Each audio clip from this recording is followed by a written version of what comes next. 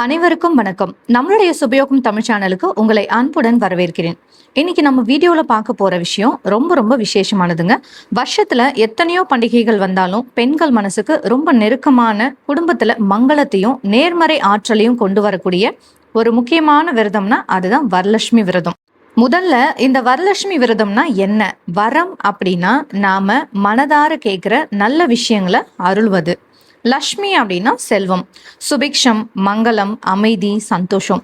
இந்த ரெண்டும் சேர்ந்து தன்னோட பக்தர்களுக்கு கேட்ட வரங்களை அள்ளித்தரும் தாயாக விளங்குபவள் தான் வரலட்சுமி தேவி. பொதுவா நிறைய பேர் என்ன நினைச்சுக்கிறாங்கன்னா, வரலட்சுமி விரதம் இருந்தா நிறைய பணம் காசு கிடைக்கும், சொத்து சேரும் அப்படின்னு மட்டுமே நினைக்கிறாங்க.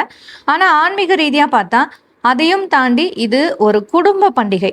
வீட்டில் இருக்கிற எல்லாருக்கும் நல்ல ஆரோக்கியம், நீண்ட ஆயுள், மன நிம்மதி, கணவன் மனைவிக்குள்ள அந்யோன்யம், குழந்தைகளுக்கு நல்ல எதிர்காலம், குடும்பத்துல எப்போதும் மங்களம் நிலைச்சிருக்கணும் அப்படின்னு மனசார வேண்டிக்கிட்டு பண்ற ஒரு அழகான விரதம் இது. இந்த விரதம் எப்போ வரும் அப்படின்னு பார்த்தீங்கன்னா, தமிழ் மாதமான ஆடி இல்லாட்டி ஆவணி மாசத்துல பௌர்ணமிக்கு முன்னாடி வரக்கூடிய வெள்ளிக்கிழமையில இந்த விரதத்தை நம்ம கடைபிடிக்கிறோம். குறிப்பா தென்னிந்தியாவில் இது தலைமுறையா ரொம்ப விசேஷமா கொண்டாடப்பட்டு வருது. இன்னைக்கு இந்த வீடியோல வரலட்சுமி விரதம்னா என்ன, ஏன் வெள்ளிக்கிழமை பண்றோம், சாருமதியோட புராண கதை, பூஜைக்கு தேவையான பொருட்கள், கலசம் எப்படி வைக்கணும், என்னென்ன நெய்வேத்தியம் படைக்கலாம், நோன்பு சரடு எப்போ கட்டணும், அப்புறம் கலசத்தை எப்போ எப்படி எடுக்கணும் அப்படின்ற வரைக்கும் ரொம்ப தெளிவா எளிமையா நம்ம பார்க்க போறோம். ஸ்கிப் பண்ணாம வீடியோவை முழுசா பாருங்க. இப்போ ஒரு கேள்வி வரலாம், ஏன் குறிப்பா வெள்ளிக்கிழமை இந்த விரதத்தை நம்ம பண்றோம் அப்படின்னு. நம்மளுடைய இந்து சாஸ்திரங்கள் மற்றும் ஜோதிடத்தின்படி வெள்ளிக்கிழமை அப்படின்றது சுக்கிர பகவானுக்கும் அம்பாள் மற்றும் மகாலட்சுமி வழிபாட்டுக்கும் உரிய மிக உன்னதமான நாள். சுக்கிரன் அப்படின்னாலே சௌபாக்கியம், அழகு, சுகபோகம் மற்றும் செல்வத்தோட காரகன். அதோட இல்லாம வாரத்துல வரக்கூடிய ஒவ்வொரு வெள்ளிக்கிழமையுமே லட்சுமி கடாட்சம் நிறைஞ்ச நாள்னு நாம சொல்வோம். ஆனா இந்த ஆவணி பௌர்ணமிக்கு முன்னாடி வர வெள்ளிக்கிழமைக்கு ஒரு தனி விசேஷம் இருக்கு. முக்கியமான குறிப்பு இங்க சொல்லிக்கிறேன். ஒருவேளை சிலருக்கு அந்த குறிப்பிட்ட வெள்ளிக்கிழமையில மாதவிடாய் காரணமாவோ இல்லாட்டி வேற ஏதாவது தவிர்க்க முடியாத சூழ்நிலையாலோ விரதம் இருக்க முடியாம போயிட்டா மனசு வருத்தப்படவே வேணாம். அடுத்து வரக்கூடிய வெள்ளிக்கிழமையிலயோ இல்லாட்டி கார்த்திகை மாசம் வரக்கூடிய வெள்ளிக்கிழமையிலயோ கூட நீங்க மனதார இந்த பூஜையை செய்யலாம்னு பெரியவங்க சொல்லியிருக்காங்க. ஸோ பக்தி தான் இங்க முக்கியமே தவிர பதற்றம் கிடையாது. சரி, இப்போ இந்த புராண கதையை பார்க்கலாம். சாருமதி அம்மாவுடைய புராண கதையை பார்க்கலாம். வரலட்சுமி விரதம் உருவானதுக்கு பின்னால ஒரு அழகான புராண கதை இருக்குங்க. அந்த கதையை நம்ம கண்டிப்பா தெரிஞ்சுக்கணும். பூஜை அன்னைக்கு இந்த கதையை படிக்கிறது இல்லாட்டி கேட்கறது ரொம்பவே புண்ணியம்னு சொல்லுவாங்க. முன்னொரு காலத்துல மகத நாட்டுல சாருமதி அப்படின்னு ஒரு பெண்மணி வாழ்ந்து வந்தாங்க. அவங்க ரொம்பவும் குணவதி. தன்னுடைய மாமனார், மாமியார், கணவர் மற்றும் குடும்பத்தினரை தாய்ப்பாசத்தோட கவனிச்சுக்கிட்டு பெரியவங்களை மதிச்சு உண்மையான பக்தியோட வாழ்ந்து வந்தாங்க. எந்த சூழ்நிலையிலும் யாருக்கும் தீங்கு நினைக்காத ஒரு நல்ல உள்ளம் கொண்டவங்க. சாருமதியோட இந்த நல்ல குணத்தையும் தூய்மையான பக்தியையும் பார்த்த வரலட்சுமி தேவி ஒரு நாள் அவங்க கனவுல தோன்றினாங்க. அம்மன் கனவுல தோன்றி, சாருமதி, உன்னோட பக்தியிலும் நல்லொழுக்கத்திலும் நான் மனம் மகிழ்ந்தேன். ஆவணி மாச பௌர்ணமிக்கு முன்னால வரக்கூடிய வெள்ளிக்கிழமை அன்னைக்கு என்ன வரலட்சுமி ரூபத்துல கலசத்துல எழுந்தருள செய்து வழிபாடு பண்ணேன். உனக்கும் உன் குடும்பத்தினருக்கும் சகல சௌபாக்கியங்களையும் நான் தருவேன் அப்படின்னு அருள்வாக்கு சொல்லி மறைஞ்சாங்க. சாருமதி அதிகாலையில கண் விழிச்சதும் ரொம்ப பரவசம் அடைஞ்சாங்க. உடனே தன்னோட கணவரிடமும் குடும்பத்தாரிடமும் ஊர் மக்களிடமும் தான் கண்ட கனவை சொன்னாங்க.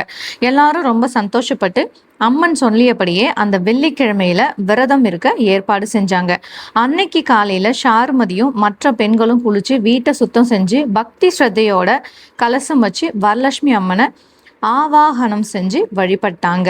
மலர்கள், நைவேத்தியங்கள் படைச்சு மனசார பிரார்த்தனை பண்ணாங்க. பூஜை முடிஞ்சதும் அம்மனுடைய திருவருளால அவங்க வீட்டில் இருந்த கஷ்டங்கள், வறுமை, நோய்கள் எல்லாம் நீங்கி செல்வம், தானியம், மன அமைதி மற்றும் சகல மங்களங்களும் பெருகியதாம்.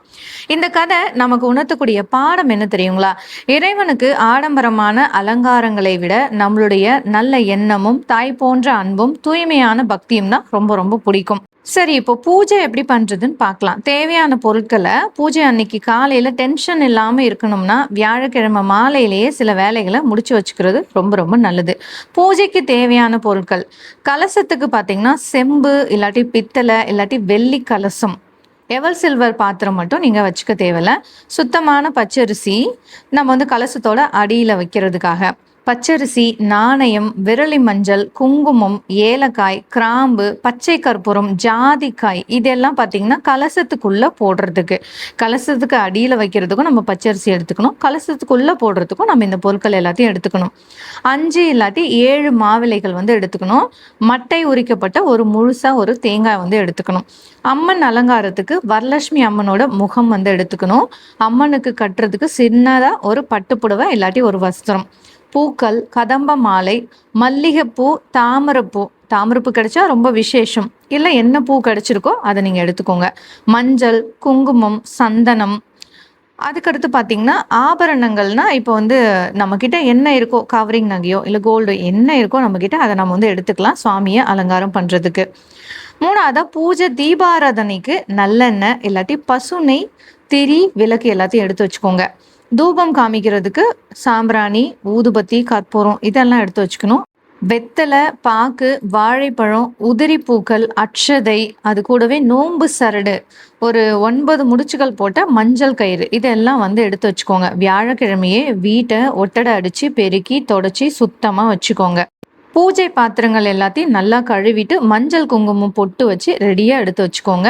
பூக்கள், பழங்கள், மாவிலை இது எல்லாத்தையும் வாங்கி ஃப்ரிட்ஜில் எடுத்து வச்சுட்டா அன்னைக்கு காலையில் ரொம்ப நிதானமாக பூஜை பண்ணலாம். சரி, இப்போ மிக முக்கியமான பகுதி, வரலட்சுமி கலசம் எப்படி வைக்கிறது அப்படின்னு பார்க்கலாம். ஃபஸ்ட்டு நீங்கள் பூஜை அறையில் இல்லாட்டி ஒரு சுத்தமான பலகையில், மணப்பலகை சொல்லுவாங்கல்ல, அதில் ஒரு அழகான மாக்கோலம் போடுங்க. தாமரை கோலம் இல்லாட்டி ஐஸ்வர்ய கோலம் வந்து போடலாம். 2வது, அந்த பலகை மேலே ஒரு வாழை இலையோ இல்லாட்டி தாம்பாள தட்டையோ வச்சு அதில் ஒரு ஆழாக்கு பச்சரிசியை சமமாக பரப்பி வைங்க. செம்பு இல்லாட்டி வெள்ளி கலசத்தை எடுத்து வெளிப்பக்கத்தில் மஞ்சள் பூசி 4 பக்கமும் குங்குமம் போட்டு வைங்க. கலசத்துக்குள்ள சுத்தமான தண்ணி ஊற்றுங்க. சில குடும்பங்களில் அரிசி போட்டு வைப்பாங்க. உங்கள் வீட்டில் முறைப்படி எதை செய்வாங்களோ அதை நீங்கள் செய்யலாம். தண்ணியில் கொஞ்சம் மஞ்சள் தூள், குங்குமம், அட்சதை, ₹1 நாணயம், வாசனைக்காக ஏலக்காய், கிராம்பு, கொஞ்சம் பச்சை கற்பூரம் இது எல்லாத்தையும் வந்து சேர்த்துக்கோங்க.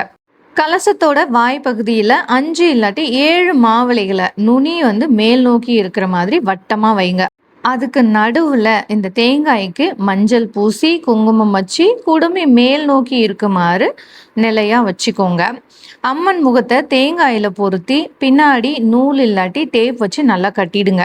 ஒரு சின்ன பட்டு துணி இல்லாட்டி புடவையை அம்மனுக்கு நேர்த்தியாக கட்டி மாலை அணிவிச்சு நகைகள் போட்டு அலங்கரிச்சா சாட்சாத் மகாலட்சுமியை நம்ம வீட்டுக்கு வந்து உட்கார்ந்த மாதிரி ஒரு பிரம்மாண்டமான தோற்றம் வந்து கிடைக்கும். சரி, இன்னைக்கு என்னென்ன நெய்வேத்தியம் செய்யலாம் அப்படின்னு பார்த்தீங்களா? அம்மனுக்கு பிடிச்ச நெய்வேத்தியங்களை பக்தி ஸ்ரத்தையோடு செஞ்சு நம்ம படைக்கலாம். சக்கரை பொங்கல், பாயாசம், பால் பாயாசம் இல்லை பருப்பு பாயாசம், உளுந்து வடை, மெதுவடை, சுண்டல் இல்லை பாசிப்பயிர் சுண்டல், கொழுக்கட்டை, அப்பம், பருப்பு சாதம், நெய், பழங்கள், வாழைப்பழம்னு எடுத்துக்கிட்டால் மாதுளை, ஆப்பிள் இந்த மாதிரிலாம் 5 வகை இல்லாட்டி 9 வகைன்னு நிறைய நெய்வேத்தியம் செய்ய முடியலேன்னு கவலைப்படாதீங்க. மனசார செய்கிறதுக்கு ஒரு கிண்ணம் சக்கரை பொங்கலும் கொஞ்சம் பழங்களும் கூட அம்மனுக்கு போதுமானது. அடுத்ததா நோன்பு சரடு அப்படின்ற மஞ்சள் தடவின நூலில் 9 முடிச்சுக்கள் போட்டு நடுவில் ஒரு சின்ன பூ இல்லாட்டி மஞ்சள் துண்டு கட்டி தயார் பண்ணுங்க. அடுத்ததா இந்த 9 முடிச்சுக்களும் நவ துர்க்கைகளையும் 9 வகையான லட்சுமி கடாட்சியங்களையும் குறிக்குது. பூஜையும் போது இந்த சரடை கலசத்தில் வச்சு பூஜிச்சு அர்ச்சனை செஞ்சு கற்பூர ஆரத்திக்கு அப்புறமா பெண்கள் வலது கையில் கட்டிக்கணும். வீட்டில் இருக்கிற பெரியவங்க இல்லாட்டி கணவர் கையால் கட்டிக்கிறது ரொம்ப ரொம்ப விசேஷம். இல்லைன்னா நாமே அம்பால வேண்டிக்கிட்டு கட்டிக்கலாம். அடுத்ததாக பார்த்தீங்கன்னா பூஜை செய்ய வேண்டிய முறை. முதல்ல எடுத்ததும் நம்ம வந்து விநாயகரை வழிபாடு பண்ணணும். விநாயகரை வழிபாடு பண்ணுறதுக்கு முதல்ல நம்ம மஞ்சளில் பிள்ளையார் பிடிச்சு வைக்கணும். ஓம் கணபதியே நமக அப்படின்னு சொல்லி விநாயகரை வணங்கி பூஜையை தொடங்குங்க. கலசத்தை தொட்டு அம்மா வரலட்சுமியே எங்கள் இல்லத்திற்கு எழுந்தருளி எங்களுக்கு அருள் புரிய வேண்டும் அப்படின்னு மனதார வேண்டி ஆவாகனம் செய்யுங்க.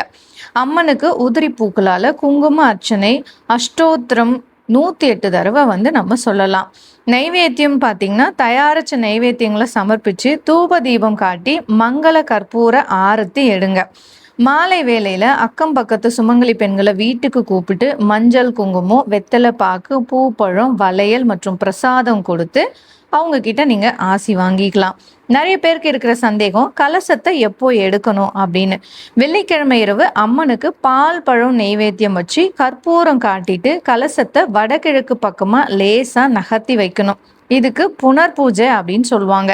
சனிக்கிழமை காலையிலயோ இல்லாட்டி ஞாயிற்றுக்கிழமையிலயோ கலசத்துல இருக்கக்கூடிய தேங்காயை உடைச்சி சமையல்ல பிரசாதமா பயன்படுத்தலாம்.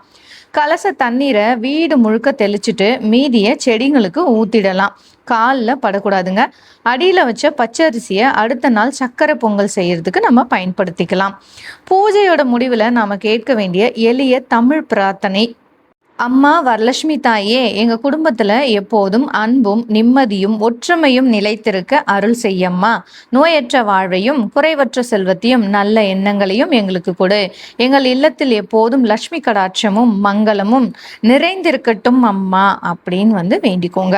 வரலட்சுமி விரதம் அப்படின்றது பகட்டான ஆடம்பரத்துல இல்லைங்க. அது நாம அம்மன் மேல வச்சிருக்கிற தூய்மையான அன்பிலும் நம்பிக்கையிலும் மட்டுமே இருக்குது. இந்த வரலட்சுமி விரத நன்னாள்ல உங்களோட எல்லாரோட இல்லங்களிலும் வரலட்சுமி அம்மன் எழுந்தருளி சகல ஐஸ்வர்யங்களையும் அள்ளித்தர மனதார வேண்டிக்கிறேன். இந்த வீடியோ உங்களுக்கு பயனுள்ளதாகவும் தெளிவான வழிகாட்டியாகவும் இருந்திருக்கும் நம்புறேன். இந்த வீடியோ பிடிச்சிருந்தா மறக்காம லைக் பண்ணுங்க, உங்களோட குடும்பத்தினர் மற்றும் நண்பர்களுக்கும் ஷேர் பண்ணுங்க.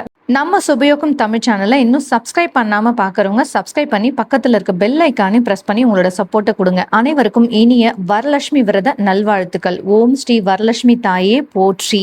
நன்றி, வணக்கம்.